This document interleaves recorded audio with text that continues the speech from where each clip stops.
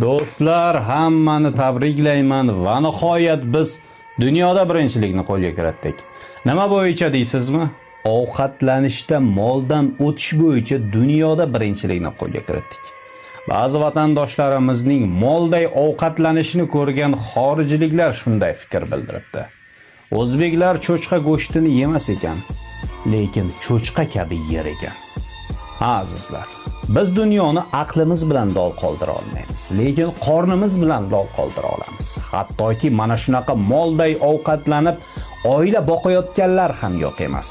Afsuski, boshqa davlatlar butun dunyoga aqliy salohiyatini eksport qilayotgan bir paytda biznikilar karnay-surnay qilib mardikorlarni eksport qilyapti. Shu o'rinda bir iqtibos. Kimning dardi qorniga kiradigan narsada bo'lsa, uning qadri ham qornidan chiqadigan narsa.